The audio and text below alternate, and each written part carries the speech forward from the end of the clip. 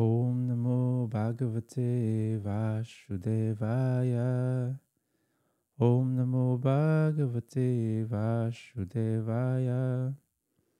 Om Namo Bhagavate Vasudevaya. I have a question. Have you experienced na pinaglalaroan kayo ng mind? Because may mga bagay na nangyayari sa atin. Yung mind either nag-overreact siya or nag-underreact. Or minsan very improper yung thinking niya because of the things that are happening. Hindi siya relevant. These are the workings of the mind. Hindi siya madalas kasama natin sa journey para mas maging better tayo. Minsan against the flow siya. Or minsan nag-over siya sa flow. It's nice to really learn yung sarili natin para mas maintindihan natin kung ano yung takbo ng buhay natin. And if maintindihan din natin kung ano yung nangyayari sa paligid natin and we learn how to respond to it, mas magiging peaceful tayo.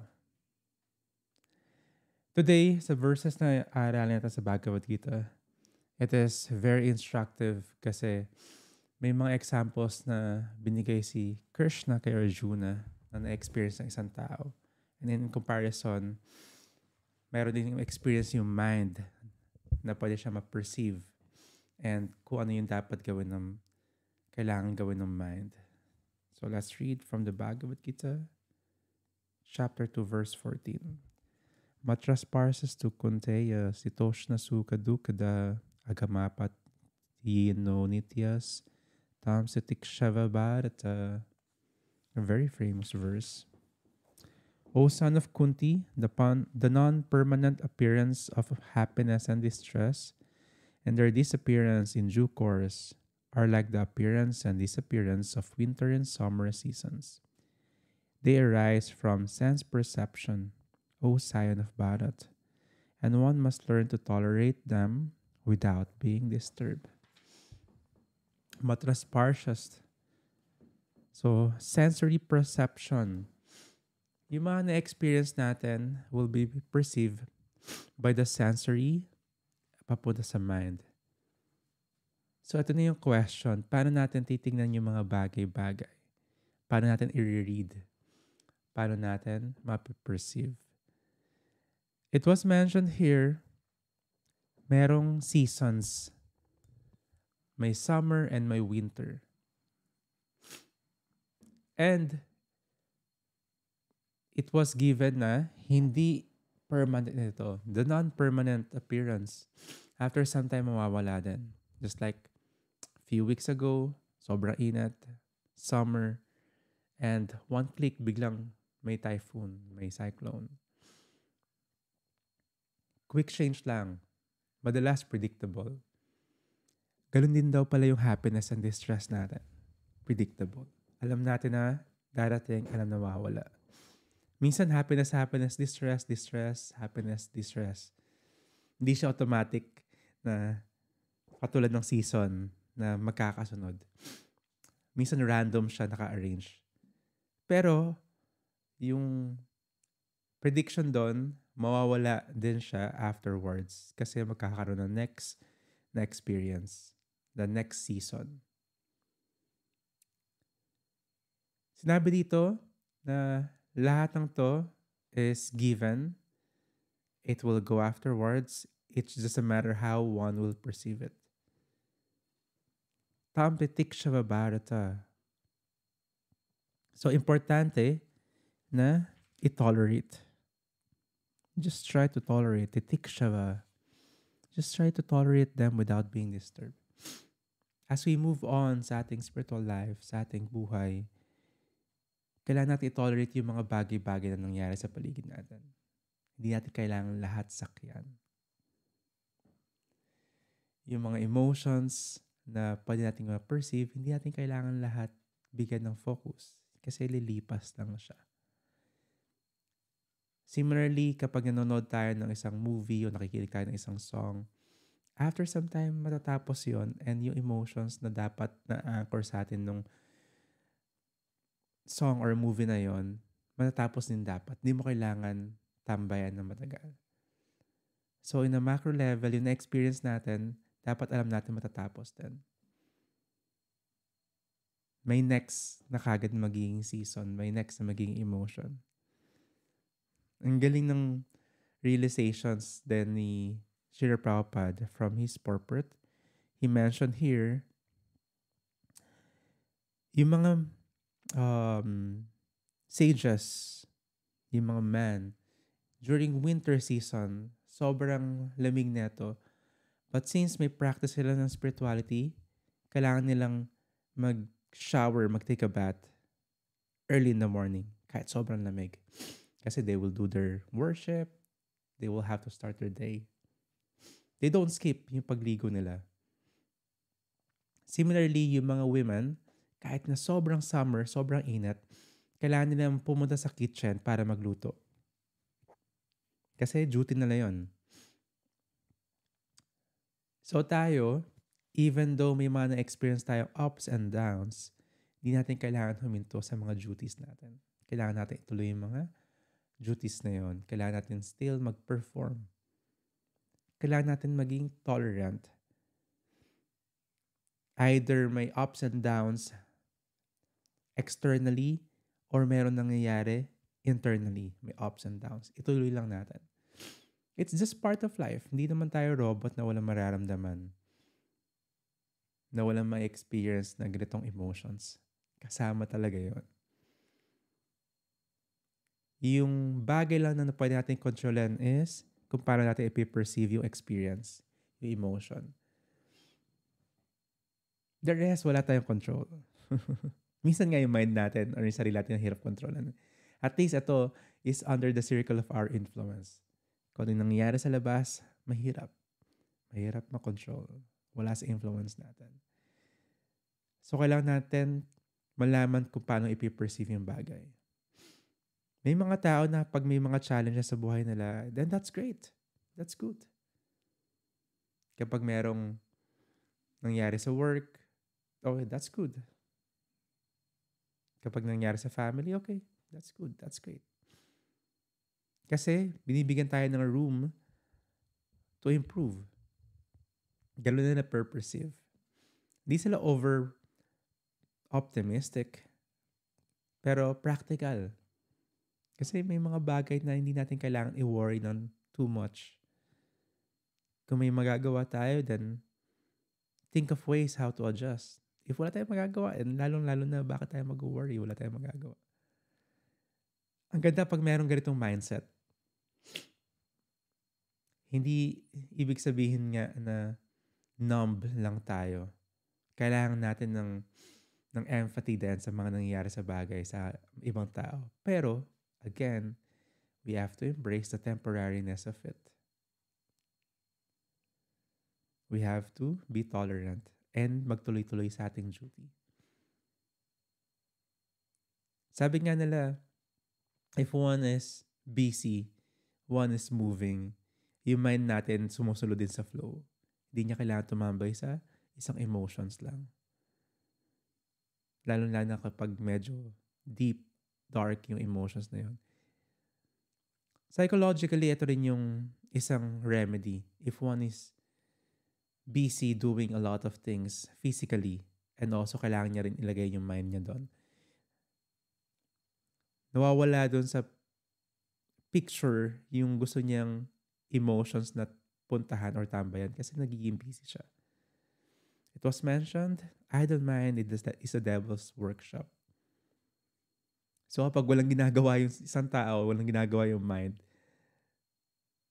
hindi siya busy, pupuntahan niya yung iba't ibang emotions, iba't ibang gustong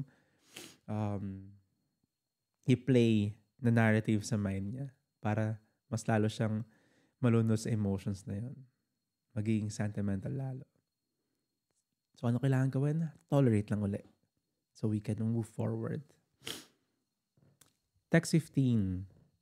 O best among men, Arjuna, The person who is not disturbed by happiness and distress and is ready in both and is steady in both is certainly eligible for liberation. If one is not disturbed by happiness and distress, sila yung mga steady. Masarap kasama yung mga tao na ganito. Whatever happens sa buhay nila, very steady sila. Di sila basta-basta masyashaken. In our path of spiritual life, kailangan natin ng ganito. Pumunta sa stage na ganito, sa steadiness. Di sila basta-basta magigiba. Kaya sabi nga, di ba, haligi dapat. Isang haligi dapat ng tahanan kapag you're a man. Kasi you have to be in control sa emotions. Meron kang equanimity. Kung ano yung nangyayari sa buhay natin, we have to always quickly find the balance. They are eligible for liberation. Bakit? Kasi hindi nga sila nadala ng mga emotions because yung steadiness nila is very determined. Alam nila yung pupuntahan nila kahit marami distractions. Kasi kung bawat experiences hihinto ka na matagal, tatambay ka doon ng many years, yung emotions mo pupuntahan mo talaga and mag-vacation ka doon. Yung destination mo hindi mo pupuntahan. Lagi tayong nasa sidetrack. In spiritual life, it is very significant na magtuloy-tuloy tayo sa practice. Kahit na may ups and downs, kahit na may happiness and distress, kahit na may pain and pleasure, kailangan magtuloy-tuloy tayo. Hindi tayo pwedeng huminto lang doon. Kaya tinatawag siyang journey. Kailangan pumunta doon sa destination. Ano ba yung destination natin? Of course, is to reawaken our love kay Krishna. Love of God. In all practice of spirituality and religion, ito naman yung common denominator. Love of God. Some could fight over, debate, or magkaroon ng misunderstanding because of the details. Paano mapuntahan yung love of God na yun. In the practice of spirituality, kung ano yung path na mas magbibigay sa'yo ng fastest way and much more graceful way papunta dun sa love of God, then stay with it. If yung ginagawa natin sa buhay is not going there, it's just another sidetrack or ma-attach tayo sa ibang offering ng material nature, edi distraction siya dun sa goal natin. So, kailangan alam natin yung goal na yun. And it will be nice if the process going there is also joyful. Sabi nga nila, joyfully performed yung service papunta dun sa goal na yun. Ang ganda nun kapag sama-sama din yung mga tao with the same mindset. So Arjuna is being lectured by Krishna kasi si Arjuna is very bewildered dahil nga sa mga kalaban niya sa war. Mga family and relatives and friends niya. Kailangan maging steady ka, Arjuna. Because of these emotions, ito na yung mga nagiging options mo for decision making na mag-escape, na tumakas, na sumuko. It's very dangerous kapag sinukuha natin yung challenges sa buhay, sa life. Ano yung mangyayari? Magkapatong-patong lalo yung mga problema. And lalo natin mas makita yung mga tribulations, mag-magnify yung mga problems. And lulubog tayo doon sa emotions, sa moroseness, sa depression. It's not always gonna be this gray, sabi nga ni George Harrison. Kasi temporary lang yung sunrise, temporary lang din yung darkness, temporary lang din yung grayness ng paligid natin. It's always na may bagong season, may bagong time of the day, may bagong emotions. Tolerate lang, move on lang. So, importante na magkaroon yung isang tao ng perseverance kahit na may mga tribulations. If medyo mas nadapa yung isang tao, kailangan din natin ng resilience. Matuto tayo bumangon. So this too, the resilience and the perseverance is important in our lives. Kasi automatic na we're gonna have ups and downs. Ayun nga yung heartbeat, di ba? Up and down. Kasi pag nag-flatline na siya, nothing is happening. At the same time, boring. Kung wala nagganap sa buhay, ang boring niya. Kailangan natin ng ups and downs. Kailangan natin ng momentum. So, persevere lang tayo. Mag-persevere lang tayo para magtuloy-tuloy. Text 16. Those who are seers of truth have concluded that of the non-existent, the material body, there is no endurance. And of the eternal, the soul, there is no change. This they have concluded by studying the nature of both. So what we are experiencing is because of our karma. Kung ano yung mga seasons na yon, emotions na yon, nakatadhana na yung karma na yon. Ginawa na natin siya dati. So walang kailangan ibang sisihin kundi yung sarili natin. We might not remember it kasi previous lives pa siguro natin tinanim yung seed na yon. Ngayon lang natin hina-harvest. Ngayon lang natin nare-receive yung reactions.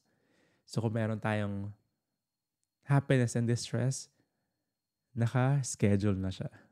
At the same time, kailangan natin na ma-realize na and maging responsible na hindi ulit-ulitin yung mga pattern na yon.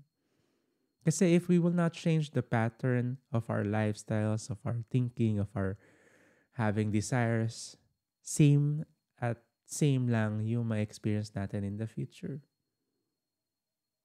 The diet, the thinking, the dealings with other people, with other living entities.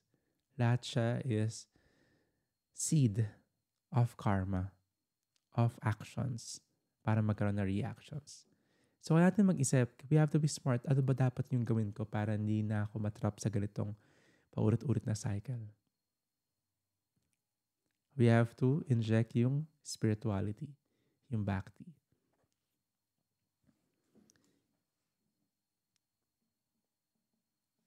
And it was mentioned here by Krishna na yung mga na-experience ng tao will determine also kung ano yung changes sa bodies niya in one lifetime and in different lifetimes. It was being emphasized here na, again, yung body is temporary. Yung experience ng some body is temporary. But the soul is permanent. And since yung soul is the person, the individual, the body is material.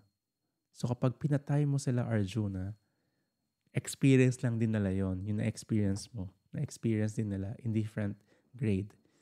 Pero hindi mo sila mapapatay kasi we are all eternal. It's such a relief kapag nalaman natin na temporary lang din yung body na to.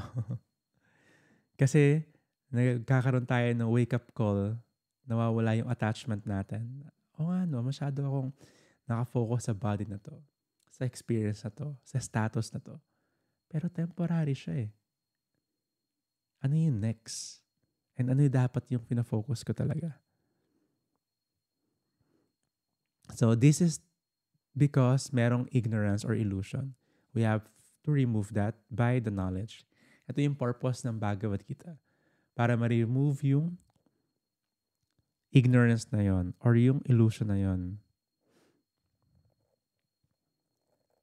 Otherwise, makukulong lang din tayo dun sa vanity natin. Thinking na tayo nga yung sentro ng mundo, ng universe. Thinking yung experience natin is the very core of our living and the most important of everything. This is vanity. This is ignorance. So, given all this, the wisdom of the Bhagavad Gita is giving us a reality check kung paano natin titignan yung mga experiences natin sa buhay. Within and without. Yung mga na-experience natin miseries, even the happiness, are all temporary. Yung mga problems, tribulations, challenges are all temporary. That's one thing. But to continue is another. To push through, to move forward is another. Ano na yung gagawin natin kapag may na-experience tayo? We have to tolerate it. We have to introspect, okay, this is just an experience. Pero ano yung gagawin natin next? Mahirap kung wala kang goal sa buhay. If wala kang iset na goal, yung society magbibigay ng goal sa buhay natin. If ayun din yung iset natin goal yung binibigay ng society, hindi tayo sure kung ayun yung tamang destination. What? To be successful means to be rich, to be famous, to be powerful and influential, to be the most beautiful. Ayun ba talaga yung magbibigay sa atin ng satisfaction sa buhay? Ito yung binibigay sa atin ng media, ito yung binibigay sa atin ng material leaders, ng politiko. Itong goal na to, na mas mataas na sense gratification. Mas magandang way how to enjoy and be merry. Pero, nakakalimutan yung spiritual life. Sabi nga nung kanta ng The Woods, nakakalimutan yung Diyos. After lang mag-upgrade sa buhay, upgrade sa status of life, ayun na ba yun? Ayun na ba yung titiisan natin? Ayun na ba yung goal? Na from rag to riches?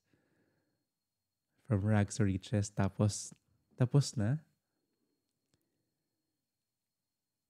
It's liberating kapag nawala tayo sa thinking na ganito.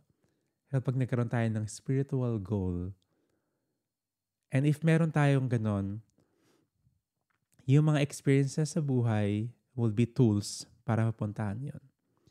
Yung status natin sa buhay will be utilities para ma-reach natin yung destination.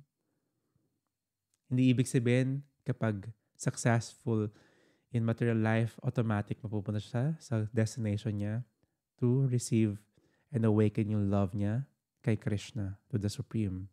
No.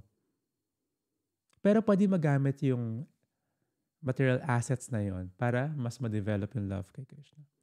If wala naman, pwede naman gamitin yung detachment na yon para magdire-diretso yung study niya sa path of bhakti. So everything na meron tayo is magagamit natin kay Krishna. Even yung nothingness is magagamit natin papunta sa path na yon. The ups and downs could be our drive papunta sa destination para mag-move forward. Ang ganda magkaroon ng ganitong mindset. Kasi nawawala yung limitation natin because of yung nasa paligid natin na experiences and na elements na meron tayong binigay ng nature.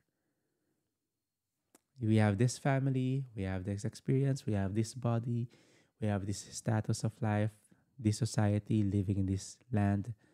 Lahat yun are stepping stones para sa destinations natin.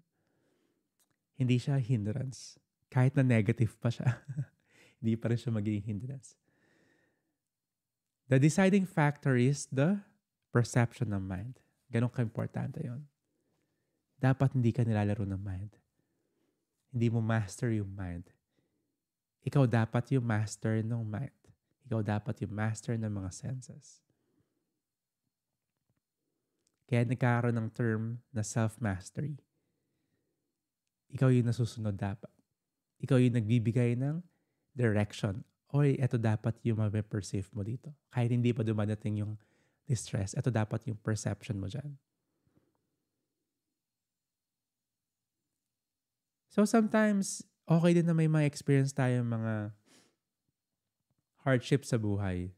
Minsan nga may austerity yung ginagawa yung tao. Just like exercise, binibigyan mo ng enough stress yung body para mas maging strong siya. Di mo siya ini-spoil lang kasi kapag walang ginagawa yung body, the muscle will have atrophy. Liliit siya and hihina. Ganon din yung strength dapat ng mind. Bigyan natin siya ng challenges para mas maging strong siya. Para habang mas may dadating pa ng mga more obstacles, mas kaya niya. Spiritually, ganun din. Ganun din dapat natin tignan. Hindi natin kailangan sukuan yung mga dumadating sa ating mga problems and tribulations. Kaya natin siya harapin. Never be a quitter. Never be an escapee. This is the advice of Arjuna kay advice ni Krishna kay Arjuna. You're a soldier. He's even using the word Bharata and Kunteya. Mother side and father side, mo Arjuna, are all great personalities. Nasa dugo mo yung pagiging soldier. Bakit mo kailangang umatras? Aside sa nakakahiya sa angkan mo na atras ka, you will be also infamous sa history. Kasi ikaw yung naging coward. Paano yan, Radhacharan? Wala naman tayong soldier or yung family natin, yung pinanggalingan natin na mga ancestors, di naman ganun mga great personalities. No. That is bloodline. Pero we have a spiritual line. We have the spiritual line of teachers, or what we call parampara. In our line of the acharyas, or great teachers, ando si Srila Prabhupada. Our guru, yung guru ni Srila Prabhupada, Bhaktisiddhanta Swami Srila Prabhupada, Saraswati Thakur, Bhaktivinoda Thakur, Kishore Das Babaji, Jagannatha Das Babaji, the six Goswamis, Lord Chaitanya. Lahat silang sa line na yon. Ito yung pinanggagalingan natin, parampara, which is much more important than the bloodline. So if may challenges tayo sa buhay, materially and spiritually, tignan natin sila. Sila yung inspiration natin. Sila yung pinanggagalingan natin. Sila yung ancestors natin spiritually. We have the access para dun sa strength nila. Sa mental and spiritual strength nila. Because we are in the same line. We are in the same teachings. So wag kang matakot na wala kang masasandalan. No, meron kang malaking pader na sasandalan. Sila yon. Our spiritual teachers. And we have their words. We have their teachings. We have the Bhagavad Gita. Lahat yun, yung dulo nun si Krishna. He's backing us up para yung destination na gusto natin puntahan, which is si Krishna din, is already secured. It is all paved. Lalakaran na lang talaga natin. Yung only duty natin is hindi huminto, hindi sumuko. Thank you very much, my dear ones. What a wonderful session kasi we are discussing yung challenges ni Arjuna in this series of episodes. And binibigyan niya tayo ng matinding inspiration. Kasi hindi lang naman tayo yung may pinagdadaanan, even great personality. And binibigyan niya rin tayo ng realization na hindi natatapos tong mga to, just like the seasons. Yung ups and downs sa buhay. Mangyayari pa rin siya in the future. Walang hayahay. Kapag napunta ka sa status na hayahay ka lang, it's gonna be boring after some time. Sabi nga nila, anong gagawin mo? Nandun ka sa island, inom ka ng buko juice, nakahiga ka doon, naka-sunglasses. So bago pa dumating yung boring moment na yon, always think of the next step kung paano tayo mag-move forward sa ating spiritual life, sa buhay natin. And mas magandang step na yon kapag yung ma-realize mo, pagtingin mo sa left and right mo, may mga kasama ka. That's the power of Sangha. The power of association. You have the same like-minded people in the journey papunta sa spiritual life. Papunta sa spiritual journey natin. May different grades of experiences and advancement, pero ang ganda pag nakita mo may mga kasama. Thank you very much because sinasamahan niyo ako palagi sa pag-study ng Bhagavad Gita. I'm always grateful and honored and humbled with your presence. Srila Prabhupada Ki Jai, Srimad Bhagavad Gita Ki Jai. All glories to you, assembled. Again, thank you for being with us in our Sangha with your servant, Radha Shananda.